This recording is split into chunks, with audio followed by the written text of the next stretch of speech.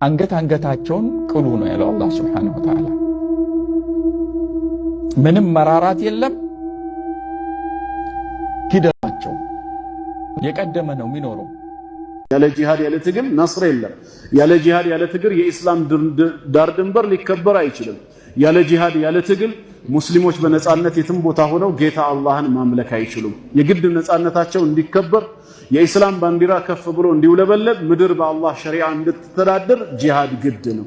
ጂሃድ ከሌለ እስልምና ውበት የለውም። ሁሌ መስዋዕት በመክፈል ሁሌ በመበደል መብት ሊገኝ አይችልምና ሜዳ ላይ እኮ ከአንድ አይሁድ ጋር ታግሎ ሙስሊሙ ጣለና ልክ በሰይፍ አንገቱን ሊቀላው ሲል ምን አለ?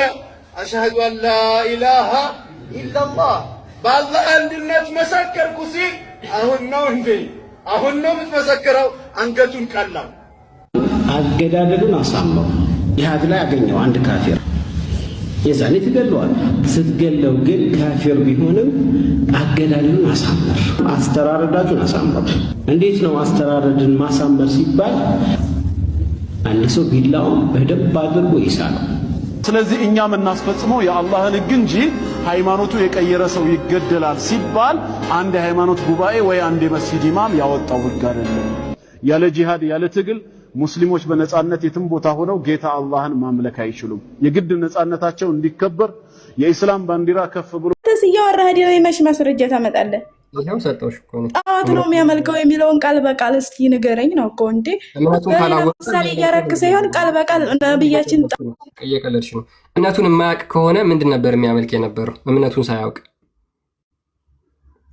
ሉክ እስልምናን ሳያውቅ ጣዖት እምነቱን ሳያውቅ ልንገርህ፣ እምነቱንም ሳያውቅ የሆነ ትክክለኛ መንገድ የሆነ አንድ ፈጣሪ እንዳለን ነው እንጂ የሚያምነው እንደዚህ ጣዖት መሬት ላይ ባለ ነገር የሚያምን አይደለም። እሱ በድንጋይ በእንጨት ምናምን የሚያምን አልነበረም እንጂ ሙስሊም አልነበረም።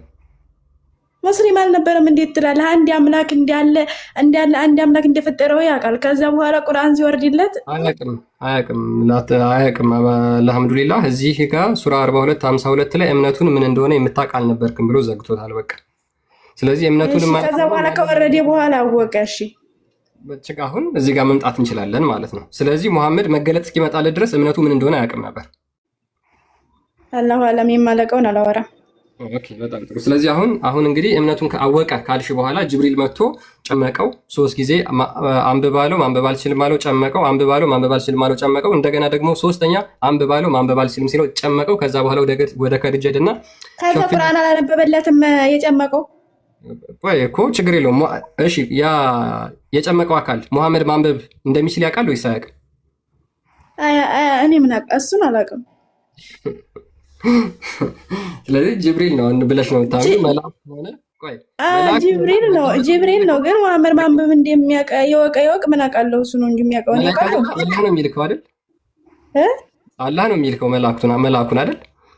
መላኩ አላህ ነው የሚልከው። ከዛ ቅራ ብሎ 3 ጊዜ ሲለው አልቀራም መቅራት አልችልም ሲል ከዛ በመጨረሻ ጅብሪል አለይሂ ሰላም እቅራ ረቢ ቢስሚ ረቢከ ለዚ የሚለውን ቁርአን ነግሮት ሄደ። ከዛ በኋላ ቁርአን ወጥራለ። አንብብ የሚለው ቃል ያላህ ቃል ነው አይደል? በጅብሪል አማካኝነት መጥቶ ጅብሪል ነው እንደዚህ ያለው የአላህ መልእክተኛ ጅብሪል አለይሂ ሰላም አላህ ለጅብሪል የሰጠው ቃል ነው አይደል? ከዛ በኋላ ለሙሐመድ እንዲሰጠው ማለት ነው። አዎ ኦኬ። ስለዚህ አንብብ ብሎ አላህ ለጅብሪል ሲሰጠው አላህ ሙሐመድ ማንበብን እንደማያውቅ ያውቀው ነበር። እሱን አላውቅም አላህ አለም ማላውቀው ማውራት አልችልም። እሺ በጣም ጥሩ። በቃ ተይውና እሱን እንተው ስለማታውቂው ያ አሁን አይሽ ብዙ ኮምፕሊኬትድ የሆነ ሐሳብ ስላለው ነው። አንቺ ስላልተረዳሹ ነው ይመስለኛል ኮንሴፕቱን። ግን አሁን አላህ ያውቃል ሙሐመድ እንደሚያነብብልህ አሁን ምክንያቱም ውሸት ነው ማወራው። ምክንያቱም አላህ ይወቀ ከዛ በፊት እኔ ምን አውቃለሁ? እኔ መጀመሪያ አልተፈጠርኩም ፈጠረ አቅነብ አይወቅ አላውቅም እያልሽ ነው አይደለም? አንተ ያንተ ጥያቄ ነው። ታውቂያለሽ ወይ ትለኛለህ። እኔ መጀመሪያ ብፈጠር እኔ አውቅ ነበር፣ ግን እኔ አይደለሁም የተፈጠርኩት። ሂድና አንብብ ብሎ ለሙሐመድ ሲሰጠው ቃሉን አላህ እንዴት ሙሐመድ ማንበብ እንደማያውቅ አያውቅም ነው የኔ ጥያቄ።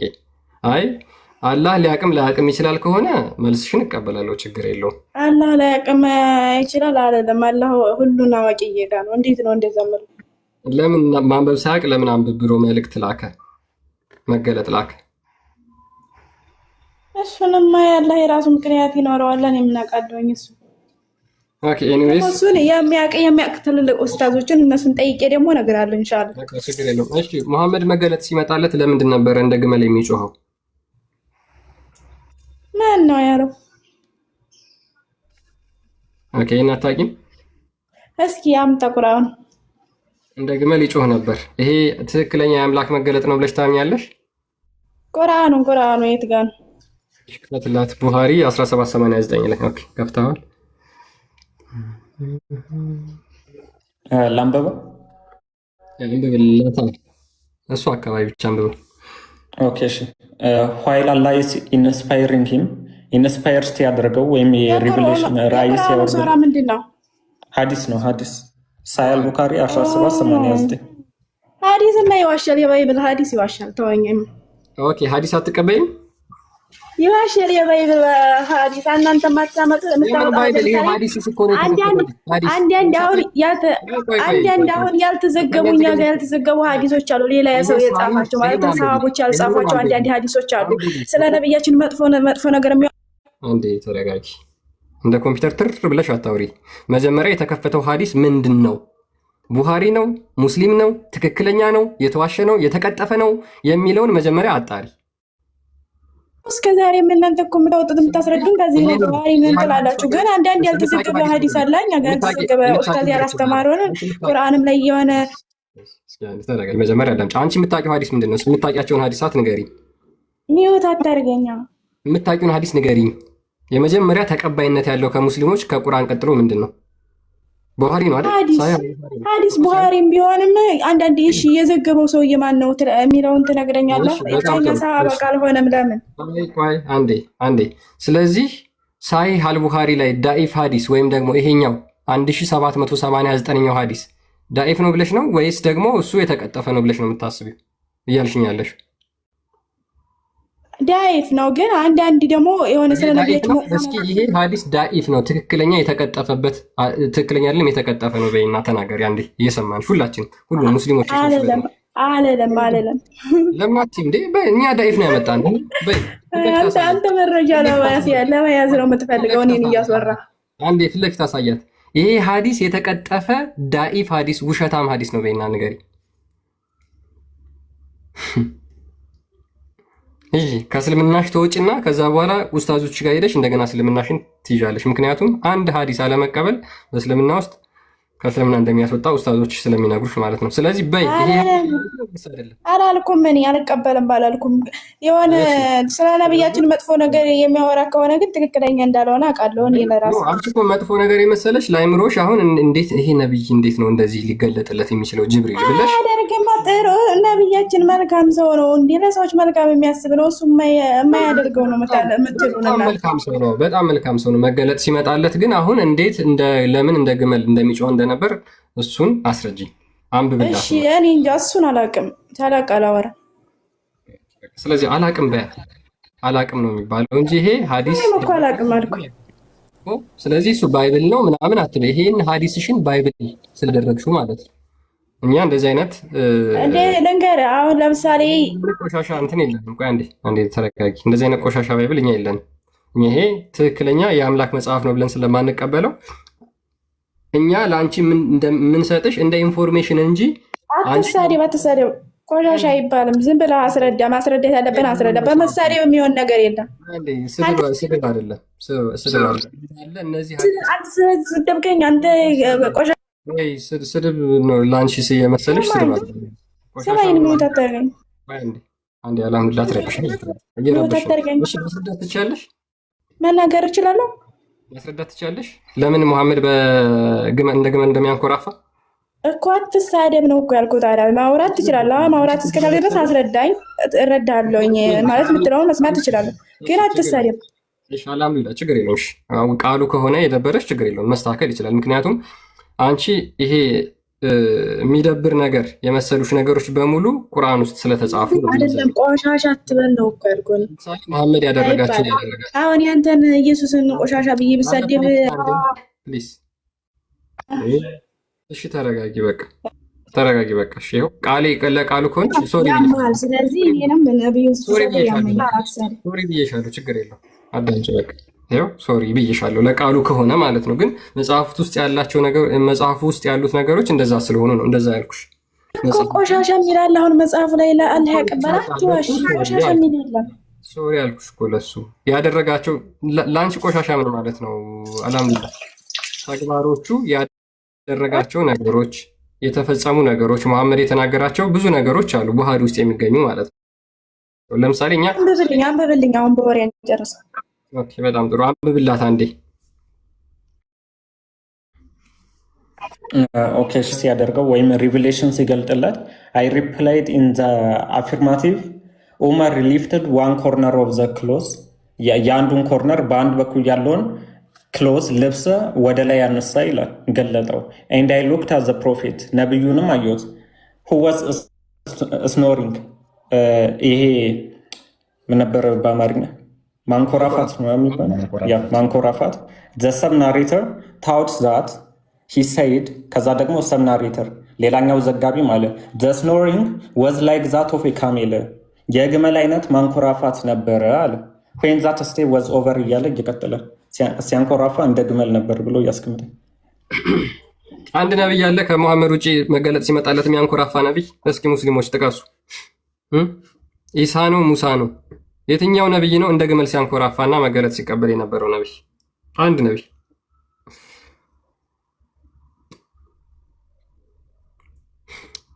እሺ ወንድማችን አለ አሁን የገባው አይ ቲንክ አረብኛ ስም ወጣ።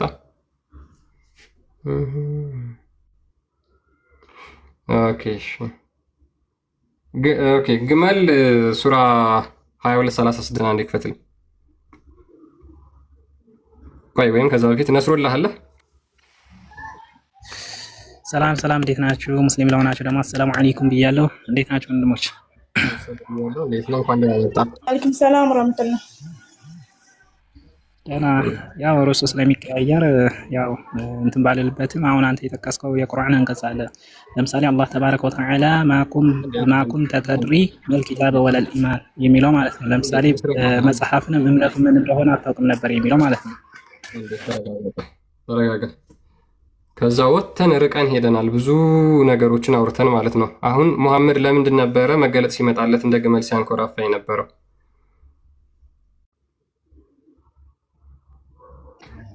አይ በመጀመሪያ ደረጃ እኔ እነዚህ አህለ ሱና ወልጀማዓ ወይም የሱኒ አባል አይደሉም፣ የሺዓ ወይም የአህለል ቤት መዝሀብ ተከታይ ነኝ። አሁን ስለጠቀስክበት ሐዲስ ምንም ነገር የሚመለከተኝ ነገር የለም። ነገር ግን አንተ መጀመሪያ ላይ የቁርአን አንቀጽ የጠቀስከው ላይ አብራራ። በቃ ችግር የለውም። ኦኬ አንተ ሺዓ ነህ አንተ? ናም። ኦኬ እነዚህን ቡሃሪ ምናምን የሚባሉትን ሐዲሳቶች ትቀበሏቸዋላችሁ? እነ ዑመር ኢብን አልካታብ እነ አቡበከር ምናምን የዘገቧቸውን እኛ እንኳን አንቀበለውም። ለምን አትቀበሏቸው? ምክንያቱም ነቢያችን አለይሂ ሰላቱ ወሰላም ትተውልን ያለፉት በእኛ በሺዓዎች እምነት ማለት ነው ቁርአንና አህለል ቤትን ነው። እነሱ እንደሚሉት ደግሞ ቁርአንና ሱና ወይም ሐዲስ ነው ብለው የሚናገሩት።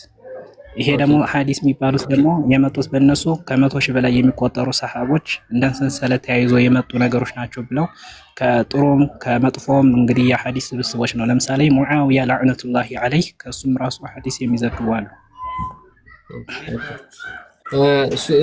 ስለዚህ ሱፊዎች ሱኒዎች ማለት ነው ትክክለኛ ሙስሊሞች ናቸው ብላችሁ ነው የምታምኑት? ያው በኢስላም ውስጥ ማለት ነው ቁርአንዮች የሚባሉ አሉ፣ ቁርአን ብቻ የሚከተሉ አሉ፣ ሐዲስን የማይከተሉ አሉ። አሁን እኛ ሐዲስን እንቀበላለን። አህለ ሱና ወልጀማዓ የሚባሉትም ከሰሃቦች ይምጣ እንጂ ሐዲስ የሚባለውን ነገር ሐዲስ የሚባል ነገር እንዳለ ያምናሉ። ሐዲስ በራሳችሁ በኩል የመጣ እንጂ ለምሳሌ 6ቱን ሐዲሳት ለምሳሌ እነ ሳሂህ ሙስሊም፣ ቡኻሪ፣ አቡ ዳውድ፣ አናሳኢ ምናምን የመሳሰሉትን ሱኒዎች የሚከተሏቸውን ሐዲሳት ትቀበሏቸዋላችሁ? አንቀበላቸው።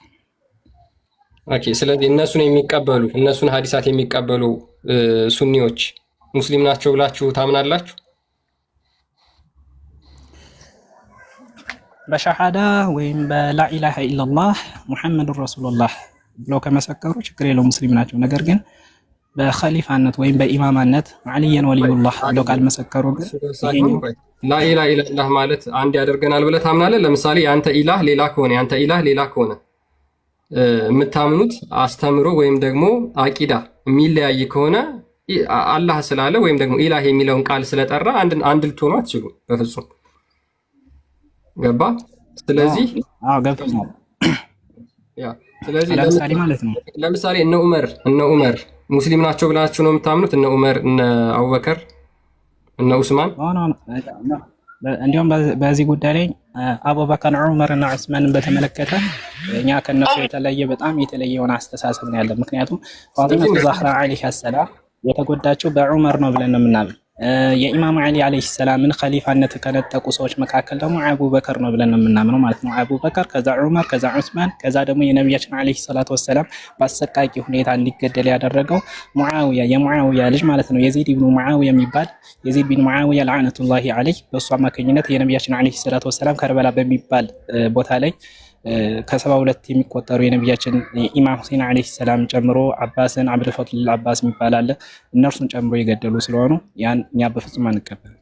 ስለዚህ የሙሐመድ ሰሃቦች የነበሩት በሰዓቱ ለምሳሌ ሱኒዎች የሚቀበሏቸው ማለት ነው እነ አቡበከር፣ እነ ዑመር፣ እነ ዑስማን እነሱ ትክክለኛ ሙስሊሞች አይደሉም፣ ከእስልምና የወጡ ናቸው ማለት ነው።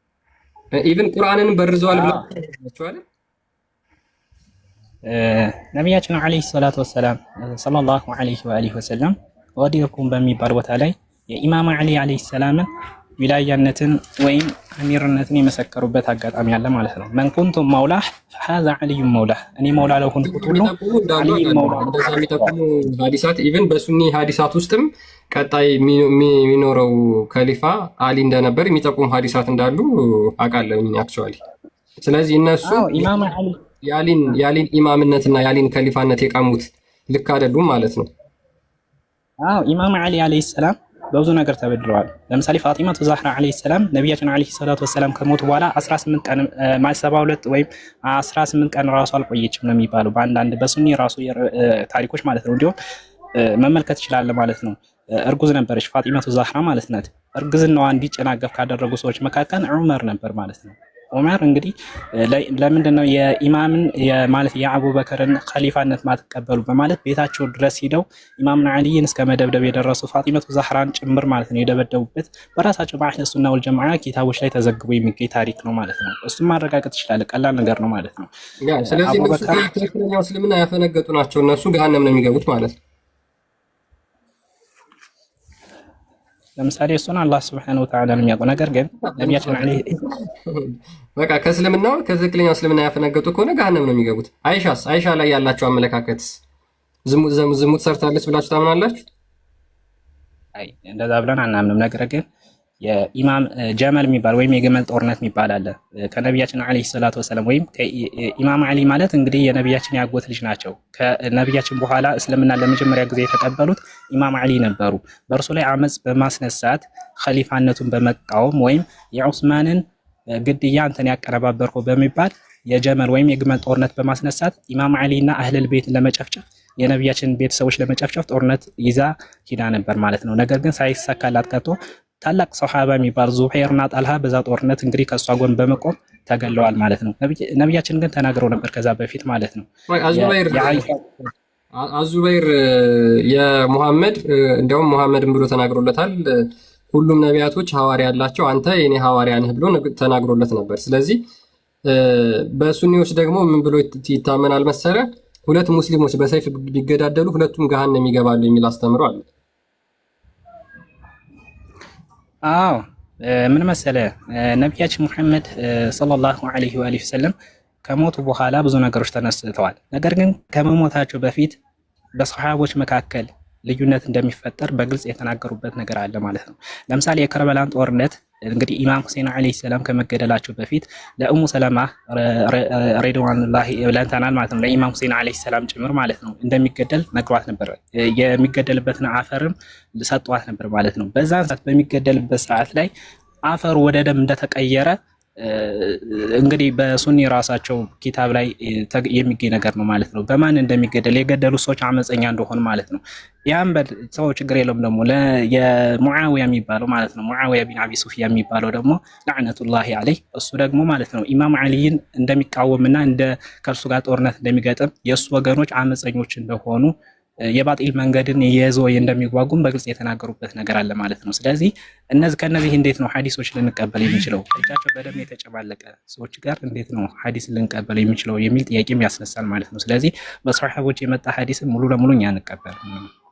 ኦኬ ቴንክ ዩ። በቃ አክቹአሊ እኔ ነው ያም አክቹአሊ አውቀዋለሁ ሐሳቡን ኮንሴፕታችሁን በደንብ ስለማውቀው ከሊፋዎች ላይ ወይም ደግሞ የሙሐመድ ቀጣይ የነበሩት ከሊፋዎች ላይ የነበራችሁን እይታ አውቀዋለሁ። አክቹአሊ እነሱ እንደውም ገሃነም ይገባሉ።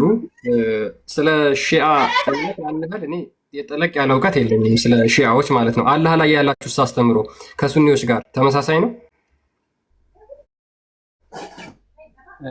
በዛም በጣም ልዩነት አለ። ለምሳሌ ሱረቱ ጣሃ ላይ አርረሕማኑ ዐለል አርሽ ኢስተዋ የሚለውን ለምሳሌ አርረሕማን ማለት ፈጣሪ አላህ ማለት ነው። ኢስተዋ በምትለው ቃል ላይ ልዩነት አለ ማለት ነው። ይሄ ልዩነት እንግዲህ የራሳቸው ሱኒ የሆኑት ራሱ በዚህ አቅላቸው ወይም አይምሯቸው ካለመቀበሉ የተነሳ አላህ ከአርሽ በላይ ነው ወይም አርሽ ላይ የአርሽን ኩርሲ ላይ ተቀምጧል ወይም ኩርሲውን ደግሞ 4 መላእክቶች ይሸከሙታል፣ አንደኛው መላእክት በአንበሳ ሁለተኛው መላእክት በዚህ በበሬ ቀንድ በሚመስል ምናምን የሚል ሐዲስ አለ ማለት ነው። ይሄ ኩርሲ ማለት እንግዲህ አላህ የሚቀመጥበት ማለት ነው። እንደዛ ብሎ ያምናሉ እነሱ ማለት ነው። ይሄን ግን ሙሉ ለሙሉ አናምንም። አርረሕማኑ ዐለል አርሽ ኢስተዋ ማለት በእኛ እምነት አላህ ያለ ኃይል ወይም ስልጣን አርሹ ላይ የበላይ ሆነ የሚል መንገድ ነው ያለ ማለት ነው። ብዙ ነገሮች አሉት። ለምሳሌ አላህ በሌሊት እንደሚወርድ እንደሚወጣ፣ ሌሎች ነገሮች በአት ወይም ገር ጀሃነም እንደሚረግጥ ምናምን አድርገው የሚስሉበት አጋጣሚ ያለ። ያኛም ሙሉ ለሙሉ አንቀበለውም ማለት ነው። አቅል ሊቀበለው የማይችል ነገር ከመሆኑ አንጻር ራሳቸው ሱኒ ነን የሚሉት እንደ ሱፊያ እንደ አሻሪያ ምናምን የመሳሰሉት ነገሮችም ይሄን ነገር ሙሉ ለሙሉ ውድቅ ያደርጉታል ማለት ነው። እና እንደዚህ ብዬ ልነግርህ አልችልም። አሻሪዎች አይቀበሉትም፣ ሱፊዎች ማለት ነው። ሀገራችን ውስጥ የሚገኙ አባሾች የነሱን አቂዳ ማለት ነው። አሁን የጠቀስካቸው ለምሳሌ አላህ ይወርዳል የሚለውን ከአርሽ በላይ ነው የሚለውን ገሃነም እግሩን ይከታል፣ እነዚህ የመሳሰሉት በቂያማ ቀን እግሩን ገልጦ ነው የሚያሳያቸው፣ በሱ ነው የሚለዩለት፣ ከዛ ሱጁድ ይወርዱለታል የሚሉትን በሙሉ አይቀበሏቸውም። ስለዚህ ያው ከነሱ ጋር ያላችሁ ልዩነት፣ ስለዚህ የአቂዳም በሰዓቱም ደግሞ በሰሃቦችም ትልቅ ልዩነት አላችሁ ማለት ነው። ስለዚህ ከነርሱ በፍጹም በሃይማኖት አትገናኙ። እነሱ ሙስሊም የሚለውን ስም የያዙት እንጂ ሙስሊም ትክክለኛ ሙስሊሞች አይደሉም።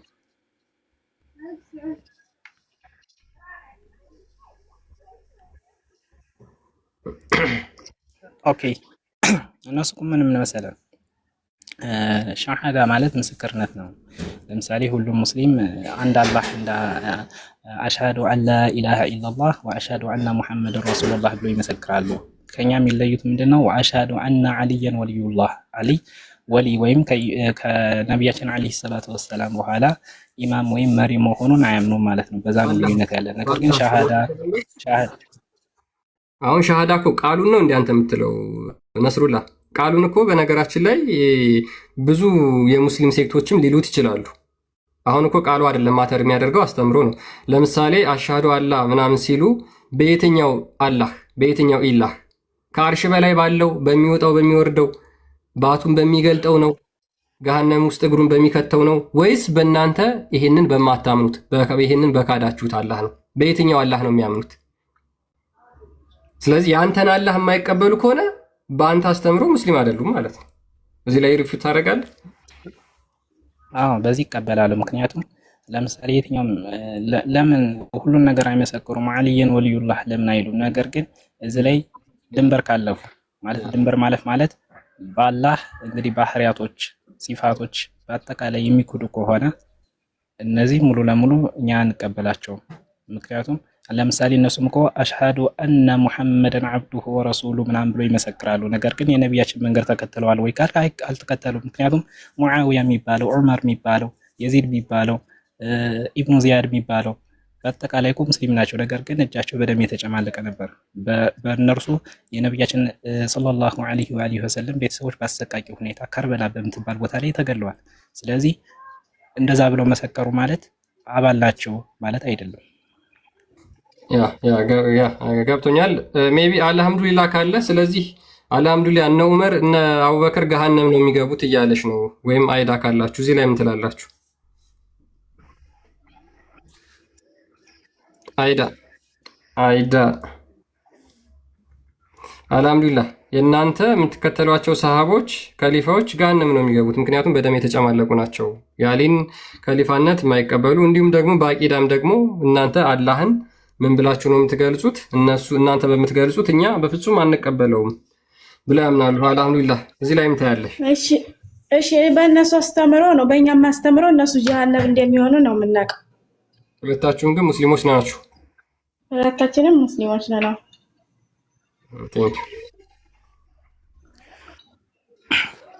የትኛው እስልምና ነው ትክክል? ገሃነም የሚገባው ነው ወይስ የማይገባው? ማለት ሺአ እናንተ የምትሉት ነው ወይስ ደግሞ ሱኒዎች ናቸው? እኛ ትክክለኛ ሃይማኖት እኛ ትክክለኛ ሙስሊም ናቸው የምንለው ወሃቢዮችን። እሺ ወሃቢያ ትክክለኛ ነው። ነስረላህ ወሃቢያ ትክክለኛ እምነት ነው ብለህ ነው የምታምነው አንተ? ማለት ትክክለኛው እስልምና ወሃቢያ ነው ብለህ ታምናለህ? እዚህ ላይ ምንድን ነው የምትላት እሷ? አሁን እዚህ ላይ እንደዚህ ነው ብዬ ልነግራት አልችልም። ነገር ግን ይሄ ወሃቢያ የሚባለው እንቅስቃሴ የተጀመረው ሙሐመድ ቢን አብዱል ወሃብ በሚባለው ሰውዬ ነው። እንግዲህ ይሄ ሰው ብዙ ታሪክ ያለው ነው። በጣም ሰፊ የሆነ ታሪክ ነው ያለው። በተለይ ይሄ ኢብኑ ተይሚያ ማለት ለዕነቱላሂ ዐለይሂ ነው የምለው። ምክንያቱም እሱ ሰውዬ እንግዲህ ይዞት የመጣው መንገድ የነቢያችን ሰለላሁ ዐለይሂ ወሰለም ቤተሰቦችን የሚጠላ የኢማም አልይን ስም ሲሰማ ራሱ በጣም አይኑና ጆሮ በጣም የሚደማ ሰው ነበር ማለት ነው። እና ይሄን ሰው እንግዲህ ጥሩ ነው ብዬ አልናገርም። ምክንያቱም ሙሐመድ ቢን አብዱል ወሃብ የሚባለው ሰውዬ የኢብኑ ተይሚያ ነው እንግዲህ አስተምሮት ሲያንጸባርቅ ነበር ማለት ነው። ያ እነሱ ገሃነም ነው የሚገቡት ማለት ነው። ያ አክቹዋሊ እምነታችሁ በጣም እንደሚለያይ አሁን መሐመድም በእርግጥ ተናግሯል በሱኒዎች ኢብን ማጃ በሚባል ሀዲስ ላይ ማለት ነው 3992 ላይ ሃይማኖቴ ከእስልምና ለ73 ቦታ እንደሚከፈል ከዋናው ኡማ ውጭ ማለት ነው 73 ቦታ ይከፈላሉ፣ 72ቱ የገሃነም ናቸው ብሎ ተናግሯል። በሌላ ቦታ ላይ ደግሞ ብሎ ተናግሯል ከማንም ከዋናው ኡማ የሚያፈነግጥ አንገቱን አርዳችሁ ግደሉት ብሏል መሐመድ። ስለዚህ ይሄንን ሀዲስ ለምሳሌ አልሐምዱሊላህ ትቀበለዋለች በሱኒዎች ያለ ሀዲስ ስለሆነ ማለት ነው። ስለዚህ እንደ ሱኒዎች አስተምሮ የሺዓዎች አንገት ተቀልቶ እንዲገደሉ ያምናሉ። ምክንያቱም ከዋናው አስተምሮ ስላፈነገጡ ከዋናው ጀምዓ ስለወጡ ማለት ነው። ኤኒዌይስ አሁን ቶፒካችን ላይ እንመለስና ሜቢ እስኪ አይዳ አለሽ ከነ አይዳ ጋር ልቀጥል። ያ መሐመድ መገለጥ ሲመጣለት በሱኒዎች እንደሚያምኑት መሐመድ የመጀመሪያውን መገለጥ የት ነው የተቀበለው ብለህ ነው የምታምነው አንተ ነስሩላህ?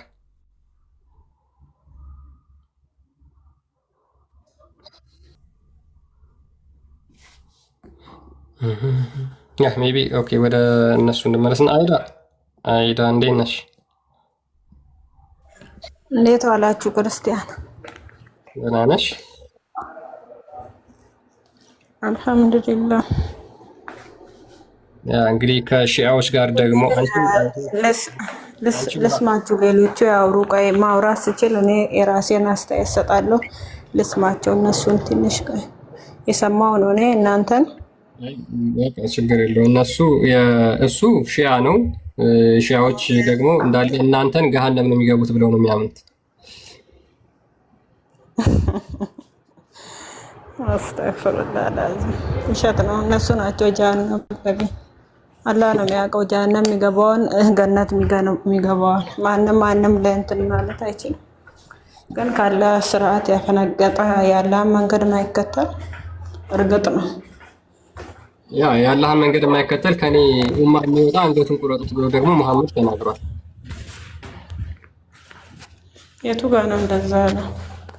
ልስማችሁ እስኪ በአንዴ ላይ ሰው አጠገቤ ላይ ሰላለ ችግር የለውም።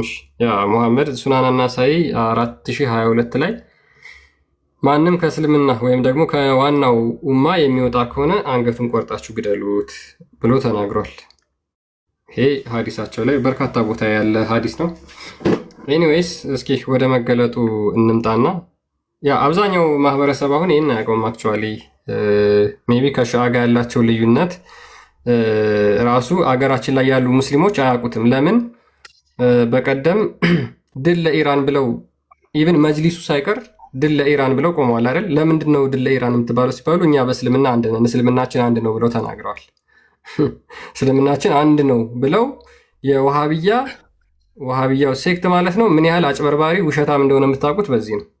በእስልምና አንድ ስለሆንን ድል ለኢራን ብለው ወጥተዋል። ኢራኖች ደግሞ 95% በላይ የሚሆኑት ሙስሊሞች የሺአ እምነት ተከታዮች ናቸው። የሺአ ሴክትን የሚከተሉ ናቸው። ሺአዎች ደግሞ ማለት እነሱ እኮ በአላህ እኮ ያምናሉ፣ ይሰግዳሉ እኮ። ለዛም ነው እኮ አይዳ በአንቺ አላህ አይደለም የሚሰግዱት ለአንቺ አላህ አይደለም። አንቺ ገሃነም ውስጥ ባቱን የሚከተውን እግሩን የሚከተውን ነው የምትሰግጂው። እነሱ ደግሞ ለእሱ አይደለም የሚሰግዱት። አንቺ ከሌሊቱ 1/3 ክፍል ሲቀር ይወርዳል። ክርስቲያን ዲስሪስፔክት ትምህርት እስከሆነ ዲስሪስፔክት እግር ምናምን ባት ምናምን የሚለው ይቅርና አትቀበዩም። አንቺ እሱ አትቀበዩም። አላህ ገሃነም ላይ አንድነቱ አምናለሁ አልኩክ። በአላህ አንድነቱ አምናለሁ። እናንተ ጭንቅላት የሌለው እጅ የሌለው ምናምን የምትሉት እንደዚህ ለአላህ እንደዚህ ተብሎ ባህሪያቶች አሉት እንጂ አካል አለው ተብሎ አይገለጽም። እንደ ሰው ባት እንዳለው አታምኝ ነገርኩክ እኮ በሰው እንትን አይገለጽም አልኩክ እኮ። አላህ የራሱን እንትን ራሱን የቻለ ባት እንዳለው አታምኝ። አውሩ በቃ እናንተ እኔ ልስማችሁ። ማለት ለዛ ነው እናንተ አምላካችሁን እንዴት ስለሳላችሁት መሰለሽ አይዳ ለጭንቅላታችሁ በሚስማማ መልኩ ስለሳላችሁት ነው። ለዛ ነው ይሄማ ጸያፊ ነው። አላህ እንደ ሰውኛ አንስልማ እኛ አላህ አንስል። ለዛ ነው አሁን እኮ ለሰው የሰው የማይመስል ካልሽ የማይመስል ራሱ ማለት ኮምፔር ኮንትራስት ማድረግ ራሱ ማወዳደርና ማነጻጸር። አሁን ማነጻጸር ነው የሚባለው ሁለት አካላት የተለያዩባቸውን ባህሪያቶች ይዛችሁ ማወዳደር ማለት ነው አይደል? ማነጻጸር ራሱ ማለት ኮምፔር ስታረጊ ሁለት አካላት ግን የሚለያዩበትን ነገር ስትገልጪ ነው። ሰው ለምሳሌ ሰው እጅ ያለው የሰው እጅ ግን ደካማ ነው። አላህ እጅ ያለው የአላህ እጅ ግን ጠንካራ ነው ብለሽ የምትናገሪ ከሆነ እያመሳሰልሽ ነው። በምንድነው የምታመሳስልሽ? በማነጻጸር ማለት ነው። ስለዚህ አሁን አንቺ ነገርኩህ እኮ ከሰው ጋር አናነጻጽርም፣ ከኛ ጋር አናመሳስልም አልኩህ እኮ። ከሌሎቹ ጋር አውራቁ አንድ እኔ ልስማችሁ። እሺ ችግር የለውም አዳምጪ። አሁን አንቺ ለምንድን ነው ይሄ ሀሳብ ያልተስማማሽ? አላህ እግር አለኝ ብሏል፣ እጅ አለኝ ብሏል። ጭንቅላት እንዳለው ግን አልተናገረም። ጭንቅላት እንዳለው አልተናገረም እንዴ? በነገራችን ላይ እጅግ በጣም በርካታ ነገሮች ቁርአንና ሐዲስ ላይ ተገልጸዋል። ለምሳሌ እንዴት ወሲብ ማድረግ እንዳለባቸው፣ እንዴት ሽንት ቤት መግባት እንዳለባቸው፣ እንዴት መውጣት እንዳለባቸው፣ እንዴት ከሚስቶቻቸው ጋር መተኛት እንዳለባቸው፣ እንዴት መሳሳም እንዳለባቸው ምናምን እነዚህ ተገልጸው እያለ ፈቃሪም ፍሩ። እናንተ ሁሌም እንዲህ አይነት ትምህርት ምንድን ነው ከያስተክቱ ለአዚ ኦኬ ያ ብዙ ነገሮች ተገልጸው ግን አላህ ጭንቅላት ይኖረው አይኖረው አልተናገረም። ይሄ በጣም ከባድ ነገር ነው። ኤኒዌይስ ሜቢ ማውራት የምትችል ከሆነ መሐመድ መገለጥ ሲወርድለት እንደ ግመል ያንኮራፋ ነበር ብሎ ሐዲስ ላይ ተዘግቧል። እዚህ ላይ ምን ሀሳብ አለሽ?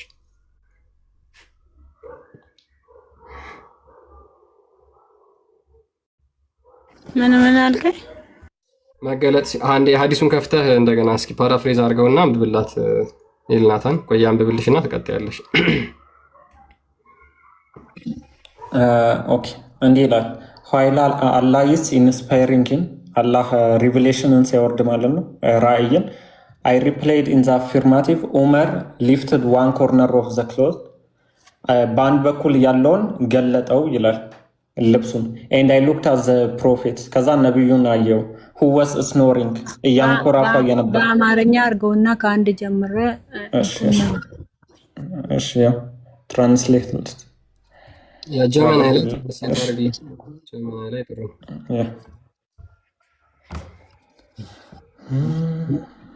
ያ እኛ መሐመድ ነብይ አይደለም ብለን ማለትም ሐሰተኛ ነቢይ እንደሆነ ምንም ጥርጥር የለውም። በነገራችን ላይ በክርስትና አስተምሮ ካየ ነው ማለት ነው። በክርስትና አስተምሮ መሐመድ ሐሰተኛ እሱ በክርስትና አስተምሮ እናንተ ናችሁ የምትሉት። በእስልምና አስተምሮ እንደዚህ ነው ነብይ።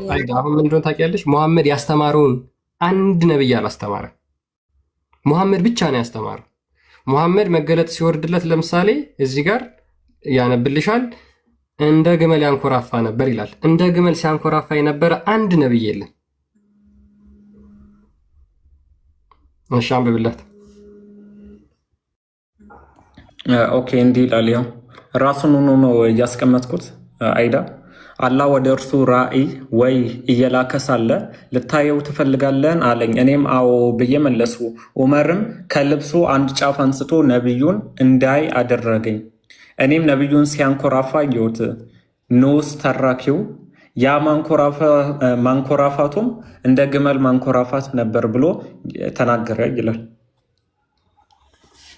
ስለዚህ አሁን ሙሐመድ መገለጥ ሲወርድለት ዑመር ሲያየው ገለጥ አድርጎ ጨርቁን ሲያየው እንደምንድን ነበር ሲያንኮራፋ የነበረው? እንደ ግመል ነበር ሲያንኮራፋ የነበረው። አሁን የኔ ጥያቄ መጀመሪያ እንደ ግመል ሲያንኮራፋ የነበረው ለምንድን ነው? እንደ ግመል ሲያንኮራፋ የነበረው ለምንድን ነው? የመጀመሪያው ጥያቄ። እዚህ ላይ ሜቢ ማንሳት የምትችይው ነገር አለ? ሱናን ኢብን ማጃ 769 እንዴት ትከፍትልኛለህ?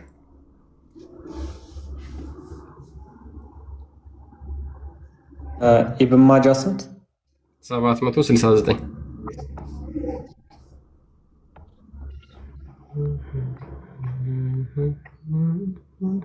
ሌሎቻችሁ መልስ ስጡት። አንዴ ቆይ ነው የሆነ እጄ ላይ ትንሽ ስራ ይዤ ነው ስልክ በኤልፎን ነው የሰማኋችሁ ያለሁት። ሌሎቻችሁ ያወራችሁ የሰማውን እኔ አንድ ላይ ሁሉንም እሰጣለሁ መልስ። እሺ ችግር የለም። ይቻላል። ፎዚ እስኪ ፎዚ ትመልስልናለች። ቆይ አንዴ። ወይ ክርስቲያን እንዴት ነሽ? አለሁ። እንዴት ነህ? አለን። ያነበበውን ሰምተሽዋል ሊሆኒ? አዎ የሰማሁት እኮ። ለምንድን ነበር ሙሐመድ እንደ ግመል የሚያንኮራፋው መገለጥ ሲመጣለት? እሺ ያንተስ ለምንድን ነው ክርስቶስ እንደ ምጥ እንደያዘ ሲጮህ የነበረው? ሚስጥሩ ምንድን ነው? ሚስጥሩ ምንድን ነው? ችግር ጥያቄ ካለሽ ጠይቂኛለሽ ፎዚ እኮ መልስልኛ። ይሄን አንዴ አምላክ የተባለ ሰው ምጥ እንደያዘ ሴት እንደ ላምና እንደ አንበሳ ሲጮህ ሲዘል የነበረ ምን እንበለው? ይሄስ መቼም መጽሐፍ ቅዱስ ክፍል ትጠቅሻለች፣ ችግር የለውም። እግዚአብሔር ለሕዝቡ ምን ያህል እንደሚራራ እንደሚጨነቅ እንደሚያስብ የሚገልጽ የመጽሐፍ ቅዱስ ክፍል ነው እንጂ ሊትራሊ የሆነች ሴት ስትወልድ እንደምትጮኸው ወይም ደግሞ እንደዛ እግዚአብሔር በባህሪው መንፈስ ነው፣ እግዚአብሔር መንፈስ ነው ይላል። ስለዚህ ያ ሜታፎሪካል ኤክስፕሬሽን ለሰዎች ያለውን ጭንቀት፣ ለሰዎች ያለውን ፍቅር፣ ሰዎች በኃጢአት በስህተት ውስጥ ሲሆኑ ምን ያህል ሊመልሳቸው እንደሚፈልግ የሚናገር የመጽሐፍ ቅዱስ ክፍል ነው። ይሄ ከዛ ጋር ይመሳሰላል። ሙሐመድ መገለጥ ሲመጣለት እንደ ግመል ማንኮራፋቱ የምር ነው ወይስ ምሳሌያዊ ንግግር ነው?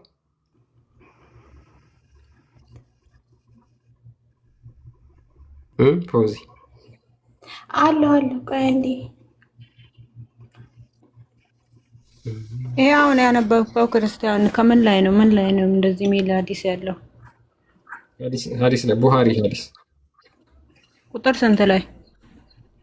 አይ ቲንክ 1789 ነው። ያ 1789 ላይ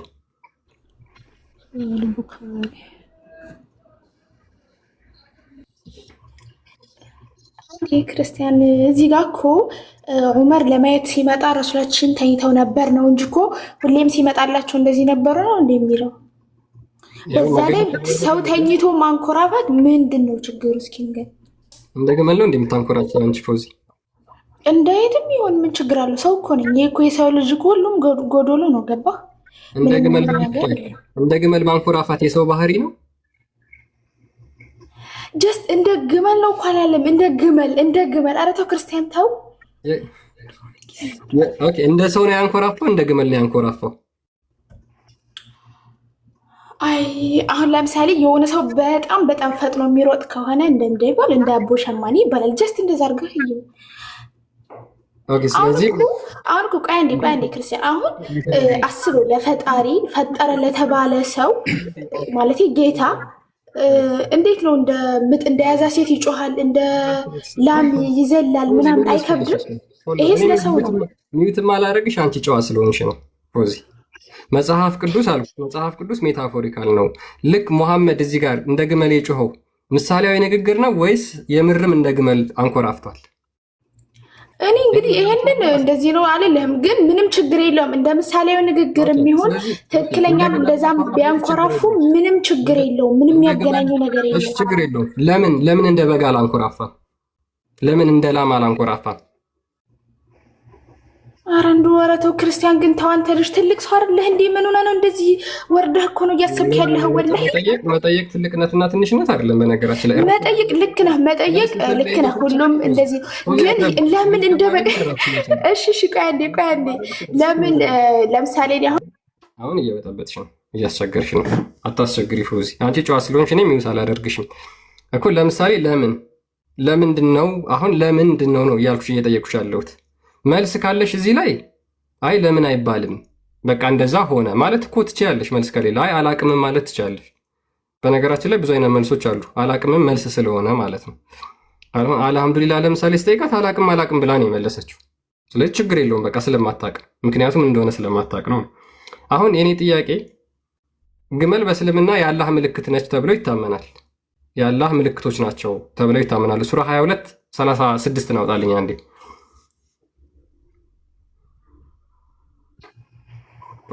የአላህ ምልክት ስለሆነች በዛ አመጣለት ነው አይደለ? ችግር የለውም። የአላህ ምልክት ነች የሚለውን እንመልከት። በቃ የአላህ ምልክት ነች ግመል። ሰው የአላህ ምልክት ስለሆነች በዛ መልኩ መገለጥ አመጣለት። እሺ ምን ይላል? ግመሎች ለእናንተ ከአላህ ሃይማኖት ምልክቶች አደረጋቸው ይላል። ስለዚህ ግመል የአላህ ሃይማኖት ምልክት ነች።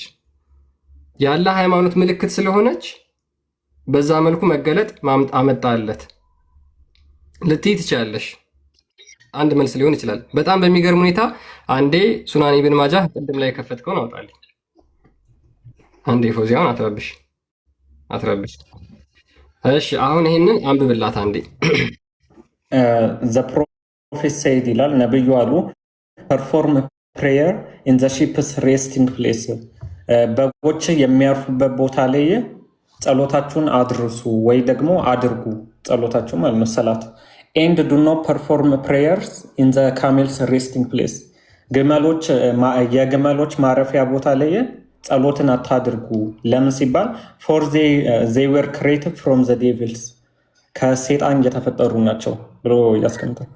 ግመሎች ከሰይጣን የተፈጠሩ ናቸው። ከምን የተፈጠሩ ናቸው? እንደ እስልምና ግመል የተፈጠረችው ከሰይጣን ነው። ኦኬ አሁን ይህንን ይዝና ስለዚህ ይህች ግመል የአላህ ሃይማኖት ምልክት ነች፣ ከሰይጣን የተፈጠረች ፍጡር ነች። ግን ሙሐመድ ደግሞ በዚህ ድምፅ በግመል ድምፅ ነው መገለጥ ሲወርድለት የሚጮኸው። ይህን ታስማሚልኛለች ፎዚ? ለምንድን ነው ከሰይጣን የተፈጠረ ፍጡር የአላህ ሃይማኖት ምልክት የሆነችው? አንድ ለምንድን ነው ከሰይጣን በተፈጠረ ፍጡር ድምፅ ሙሐመድ መገለጥ ሲወርድለት የሚጮኸው? እሺ መጀመሪያ ከነበብከው ቁርአን ላይ ግመል ምልክት ነው እኮ እንደ ተአምር ነው። እዩ አስተንትኑ ግመል እንዴት እንደፈጠር ነው። ከምልክቶች ማለት እኮ ከተአምራቶች ማለት ነው። ተረዳኸኝ? ስለዚህ ተአምራቱን የሚያሳየው ከሰይጣን እዚህ ጋር ደግሞ ከሸይጣን የሚለው ደግሞ በጣም ግመሎች ኃይለኞች ስለሆኑ ነው። ገባህ? በጎች ይታወቃል፣ በግ ናቸው። ስለዚህ አላህ ተአምሩን የሚያሳየው ከሰይጣን ፈጥሮ ነው ማለት ነው። ከሰይጣን ፈጥሮ ተአምር ያሳያል። በነገራችን ላይ ግመሎች ደግሞ ገነትም ይገባሉ። እሱንም አሳይሻለሁ። ገነት ይገባሉ በእስልምና ማለት ነው። እሺ አሁን ይሄ ሸይጣንም እኮ የአላህ ፍጥረት ነው። ምንድን ነው ችግሩ? በጣም ጥሩ። ስለዚህ አንደኛ ተአምሩን የሚያሳየው ከሰይጣን ፈጥሮ ነው። ግመል የተሰራችው ኦሪጂናሊ ከምንድን ነው? ከሰይጣን ነው የተፈጠረችው። እሺ ቆይ አንዴ ይቅርታና ማለት ነው። ትናንትና የሚገባውት የሆነ ልጠይቅህ ነበርና እባክህን መጽሐፍ ሪኮመንድ አድርገኝ። ምን ሆነ ነው? ይሄው እያደረኩሽ ነው። ቆይ አንዴ። ስለዚህ አላህ ለምንድን ነው ከሰይጣን በተፈጠረ ፍጡር ድምፅ መገለጥ ሲያወርድለት ሙሐመድ እንደዛ የሚጮኸው? ኧረ የማይገናኝ ነገር ይሄ እኮ እንደ ግመል እኮ ነው። ጀስት እንደዛ ያንኮራፋል። ያኔ የማንኮራፋት ሊሆን ይችላል። አሁን ያንም እኮ እርግጠኛ አይደለሁም፣ ግን ከሆነም ነው እንደ እኮ ነው። አንተ ለምን እንደ ፎዚ ያላወራህም ይባላል እንዴ? አይባልም እኮ። ለምሳሌ እዚህ ጋር በበግ ጋጥ ውስጥ ወይም ደግሞ በግ ባለበት ቦታ ላይ ጸሎታችሁን አድርሱ አለ። ስለዚህ በበግ ጋጥ ላይ ጸሎት ማድረስ ችግር የለውም። በግመል ቦታ ላይ ግን ማድረስ አይቻልም። ለምን? ግመል የተፈጠረችው ከሰይጣን ነው። ሙሐመድ ደግሞ መገለጥ ሲመጣለት የሚጮኸው እንደ ግመል ነው። ለምን እንደ በግ? እዚህ ቆይ ሀዲሱን አሁን አንተ በፈለግከው መንገድ ሳትረዳ እዚህ ጋር እየተባለ ያለው ስለ ሶላቱ ነው። ሶላት ስለምትሰግድበት ቦታ ነው እንጂ ከዛ ጋር አይገናኝም። ወላሂ አይገናኝም። ማስረጃ ችግር የለውም። ማስረጃ እሺ፣ እዚህ ጋር ላስረዳ። በጎች ግመል የተፈጠረችው ከሰይጣን ነው። እየጮኩኝ ነው እንዴ? አትጮይብን ይላሉ። እሺ ቀጥታ አትጮይባችሁ። ግመል የተፈጠረችው ከሰይጣን ነው እኮ። እሺ እዚህ ጋር እኮ ሶላት፣ እኔ እኮ ተሳቀቅኩኝ ለማውራትም። ሶላት የሚሰገድበት ቦታ ላይ እኮ ነው። ስትሰግዱ እዛ ቦታ አትስገዱ። ይሄ እኮ ስለ ሶላቱ የት ቦታ እንደሚሰገድ ነው። እዛ ጋር ድረስ ሄዶ ይገናኛል። ለምንድን ነው በግመል በምታርፍበት ቦታ ላይ ሶላት የማትሰግዱት? ሸይጣን ስላለባቸው እንዳይጎዱን ነው እንዴ? በጣም ጥሩ። ሰይጣን ስላለባቸው ግመሎቹ እንዳይጎዷቸው አይደል? በሚገርም ሁኔታ የግመል ስጋ በእስልምና ይበላል አይደል? ትበላላችሁ? እሺ ደግሞ ሊገናኝ ነው ወይ? ትበላላችሁ? እንበላለን። የግመል ስጋ ትበላላችሁ። የተፈጠሩትን ግመሎች ከሰይጣን ነው። እሺ ይሁን፣ ችግር የለውም። ለእኔ አሪፍ ነው። እንደ ጥያቄ ሆንልኝና ወይ ልጅ ያጣራለሁ። እንደዛ ይሻላል። ያ እንደዛ ነው እንዳለው። ለምን? ለምሳሌ የግመል ስጋ ስትበሉ ትጥበት ግዴታ ነው። በእስልምና ትጥበት መፈጸም አለባችሁ። እሺ አንዴ ቆይ፣ ኤልናታን እንዳታጠፋው ስክሪንሻት አድርጌ ልያዝ። ከዛ ስክሪንሻት ማድረግ አልችልም። ኦኬ አመሰግናለሁ። አድርጌዋለሁ። ያ እኛ ለምንድን ነው የተመሳሰለ? የቅድሙንም ሀዲስ አንዴ እናታን ታመጣልኛለህ?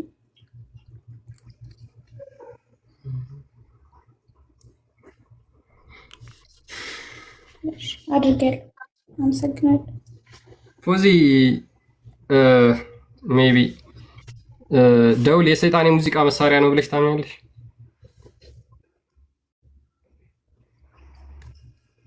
ደውል የትኛው ደውል ማለት? ደውል ቤል በእንግሊዝኛው ደውል ማለት ነው። ትልል የሚለው እሺ፣ የሰይጣን የሙዚቃ መሳሪያ ነው ብለሽ ታምኛለሽ? ማለት ደውል ዘፈን ነው እንዴ? እኔ እንጃ፣ እኔ አላውቅም። ያ ሜቢ እስኪ ቤል ማለት ላሳይሽ። አይ ቲንክ ቆይ የቤል ኢሜጅ አሳያት እስኪ ዝም ብለሽ። ቤል ታውቂያለሽ? ደውል ታውቂያለሽ አይደል? ቃሉ ነው ይሄን የእናንተን ደውል ነው። ጠዋት ቤተክርስቲያን ላይ እንትን ደውል ማለት ይሄ ነው። ያ በነገራችን ላይ ቤተክርስቲያን ላይ ምናምን ያለው ነው። አክቹዋሊ ምን ያህል ሙሐመድ አንድ ክርስቲያኖች እንድትረዱ የምፈልገው ምን ያህል ሙሐመድ አጌንስት ክርስቲያኒቲ ሆኖ እንደመጣ ነው። ይሄንን እነ ኢብኑ ተይሚያ የክርስቲያኖች ቤተክርስቲያናቸው ላይ የሚያደርጉት ደውል የሰይጣን የሙዚቃ መሳሪያ ነው ብሎ የተናገረበት አለ። እነ ኢብኑ ተይሚያ ማለት ነው። እና ምን ያህል ክርስቲያኖች ላይ ያለውን አጌንስት ክርስቲያኒቲ መሆኑን ከክርስትና በጣም በተጻራሪ ለክርስቲያኖች ያለውን ነገር በዚህም እየተመለከታችሁ ማለት ነው። ኤኒዌይስ እሱን እንተውና ችግር የለውም። ይሄ ደውል ግን የሰይጣን የሙዚቃ መሳሪያ ነው ብላችሁ እናንተ ታምናላችሁ። መሐመድ ተናግሯል። ሐዲሱን አንዴ ይክፈትላ። በቃ ራሳችን ከተናገሩ ምን ጥያቄ አለ? ለምንድን ነው የሰይጣን የሙዚቃ መሳሪያ የሆነበት ምክንያት ምንድን ነው? ስለሆነ ነው እንግዲህ ከሆነ እና ደግሞ እኛ ከእናንተ ጋር በምንም ነገር መመሳሰል አይቻልም። ገባ? ኦኬ። በደውል ምናምን መመሳሰላችን አጌነስትራችሁ ያልከው ሳህን እሱን ለማጥፋት እኮ ነው። ከእሱ ወጣችሁ ወደ እስልምና እንድትመጡ እኮ ነው የመጡ። ችግር የለው። እኛ በቀጥተኛው መንገድ ላይ ትክክለኛው መንገድ ላይ ያለን አካል ነን። እናንተ ናችሁ በቀን 17 ጊዜ አላህ ቀጥተኛው መንገድ ምራን ብላችሁ ሰላት የምታደርጉት። ኤኒዌይስ ችግር የለውም። እሱን እንተውና አሁን ይህንን ሀዲስ አንብቢው። ስለዚህ ከእናንተ ጋር ላለመመሳሰል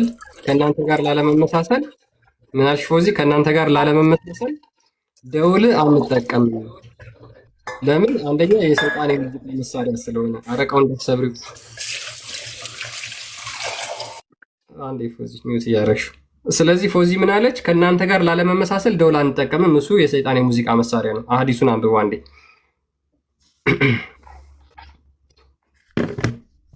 ኦኬ እንዲህ ይላል ሱናን አቢ ዳውድ 2556 ላይ አቡ ሁረይራ ሪፖርትድ ዘ አፖስትል ኦፍ አላህ አሰይንግ አለ ነቢዩ ሲሉ ሰማ ዘ ቤል ኢዝ ኤ ውድን ዋይንድ ሙዚካል ኢንስትሩመንት ኦፍ ሴጣን። ቤል ወይም ደውል የሴጣን መሳሪያ ነው፣ የሴጣን የዘፈን መሳሪያ ነው ብሎ ያስቀምጣል። ደውልም ቤል ያ ስለዚህ ደውል የሰይጣን የሙዚቃ መሳሪያ ነው። ክርስቲያኖች ደግሞ ቤተክርስቲያናቸው ላይ ስለሚያደርጉት ጊዜ ይሰማል። አክቹዋሊ ችግር የለም እያስቸገረ ነው ትንሽ። ክርስቲያኖች ደግሞ ቤተክርስቲያናቸው ላይ ስለሚያደርጉት ከእነሱ ጋር መመሳሰል አንፈልግም ማለቻ። አሁን ሱናን ኢብን ማጃህ ሱናን አናሳይ 934 ላይ አንዴ ክፈትልኝ። ኦኬ ላምበው ያ አንብብላታ።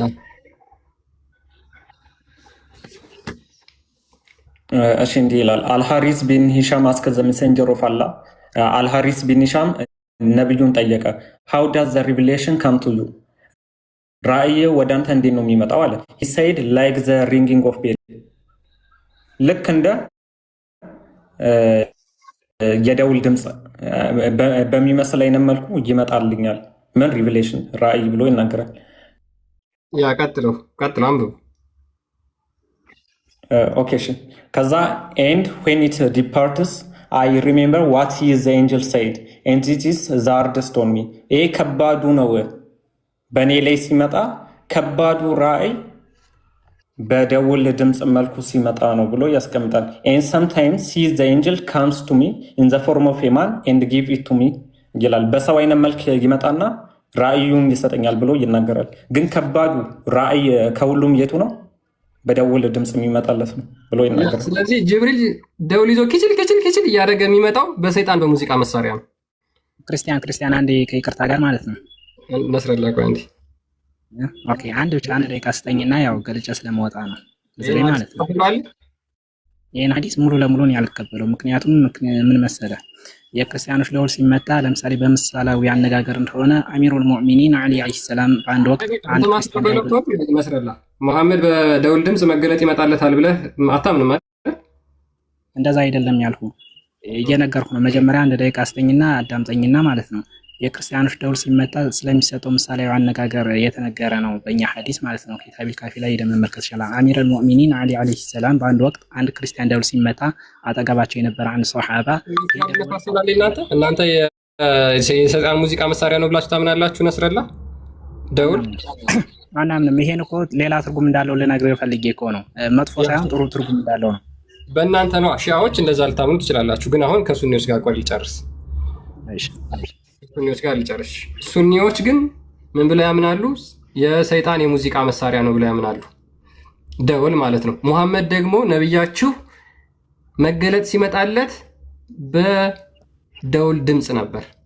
ስለዚህ ቅድም ፎዚያ ምን ብላለች? እኛ ከእናንተ ጋር ላለመመሳሰል አንቀበልም ደውል የሰይጣን ክርስቲያን፣ እኛ ከእናንተ ጋር በምንም ነገር መመሳሰል አንፈልግም ያልኩት እንጂ። ስለዚህ ሙሐመድ መገለጥ ሲመጣለት ግን በሰይጣን በሙዚቃ መሳሪያ በሚመስል መልኩ ይመጣለታል ማለት ነው። ከኛ ጋር አትመሳሰሉ፣ ከክርስቲያኖች ጋር አትመሳሰሉም በምንም ነገር፣ ከሰይጣን ጋር ግን ትመሳሰላላችሁ።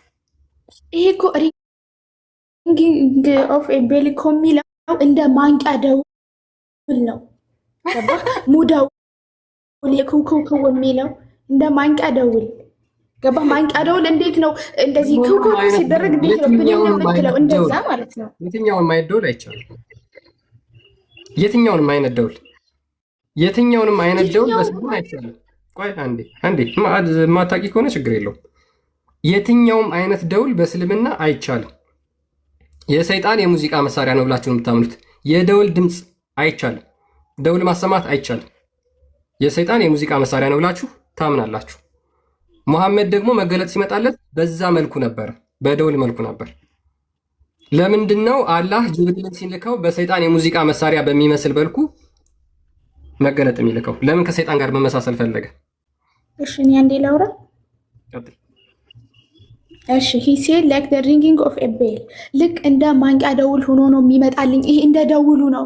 ክርስቲያኒ ኮንተንት በምን አይነት ነገር እንደማስረዳ አላውቅም። ወዚ አንቺ ትልቁ ማስረዳት እኔ እኮ ክርስቲያን እንደዚህ አይነት ጥያቄ እንዴት ጠይቃለህ ብለሽ ነው ስትናገሪ ነው ትልቁ ማስረዳት። በነገራችን ላይ ልትመልሽ ነው። እኔ እኮ ይሄ ቀላል ነገር እኮ ነው፣ ሰው ሊረዳው የሚችለው ነገር እኮ ነው። ያው ግን አንተ ስታትን ስለምትፈልግ ነው። በርግጥ በደንብ ተረድተውታል። ሙሐመድ እንደ ደወል ድምጽ ይመጣለት ነበር አይደል? እሱን መጀመሪያ ታምኛለሽ አይደለም? እንደዛ አይደለም የሚለው ይሄ ሲጀመር እንደ ደወል ድምጽ ይመጣለት ነበር አይደል? እሺ አንዴ ላይክ የሚለው የእንግሊዘኛ ቃል ምንን ለመግለጽ ነው? እስኪ እንደ ማለት ነው። እንደ ደወል ድምጽ ይመጣለት ነው። በቃ አላህ ይስጥህ። ስለዚህ ያ ችግር የለውም። ድምጹ የምን ይመስል ነበር ማለት ነው? ይመስል ነበር አይደለም? የደውል ድምጽ አይደለም ግን እንደዛ እንደማንቂያ ደውል ሆኖ ነው። አንዴ ፎዚ ቲክቶክ ላይ ያሉት አፖሎጂስቶችሽ ይሄንን እንደምትናገሩ አውቃለሁ። ይሄንን ነው የሚናገሩት። አይ እንደ ይላል ላይክ ይላል እንጂ ራሱ ደውል አይልም ብላችሁ ትናገራላችሁ። ኦኬ ቤል የሚለው ምንድን ነው? ደውል ምንድን ነው? በጣም ጥሩ። ስለዚህ እንደ ደውል ድምጽ ሆኖ መልአኩ ይመጣለት ነበር አይደል? መገለጡ ይመጣለት ነበር።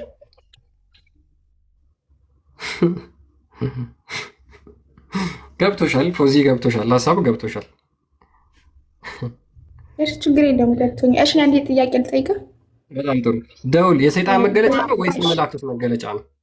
አንዴ ልጠይቅ ወይ ጥያቄ ልጠይቅ? እኔ መቼ ነው የምጠይቀው ግን አንተ ቤት ትጠይቂያለሽ። ደውል የሰይጣን መገለጫ ነው ወይስ የመላእክት መገለጫ ነው? የሸይጣን ቅድም ያልከው ሐዲስ ማለት ነው። በጣም ጥሩ። ስለዚህ ደውል የሰይጣን መገለጫ ከሆነ መላእክቶች ደውል ባለበት ቦታ ላይ ወይም የደውል ድምፅ በሚሰማበት ቦታ ላይ ይኖራሉ?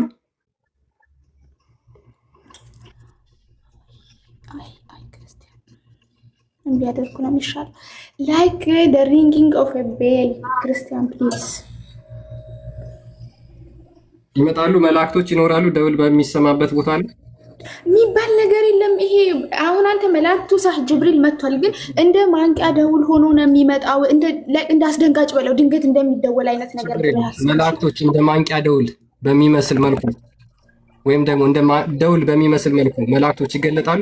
ከነሱ ጋር ደውል ባለበት ቦታ ላይ ምናምን መላእክቶች ይኖራሉ። አንዴ ሐዲሱን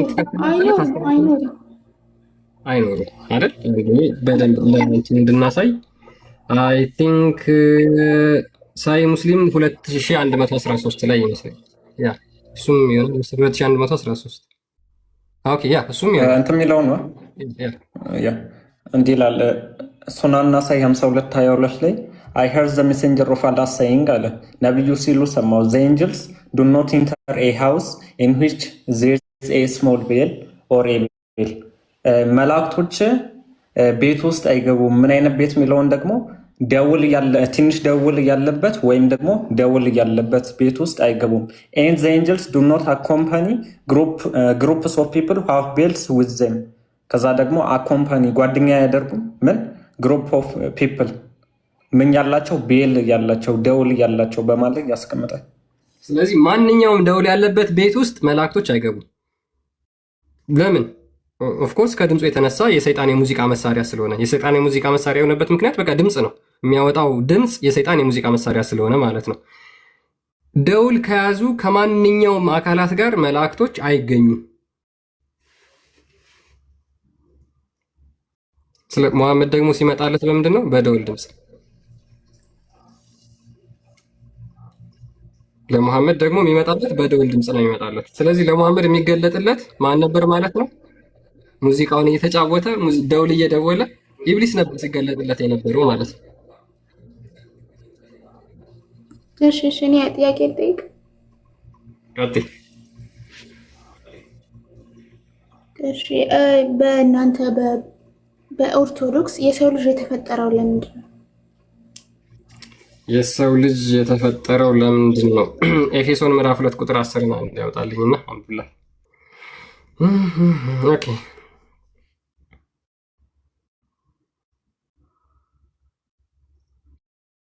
ኦኬ ኤፌሶን ምዕራፍ 2 ቁጥር 10 ላይ ምን ይላል መሰለሽ? እኛ ፍጥረቱ ነንና እንመላለስበት ዘንድ እግዚአብሔር አስቀድሞ ያዘጋጀውን መልካሙን ስራ ለማድረግ በክርስቶስ ኢየሱስ ተፈጠርን ይላል።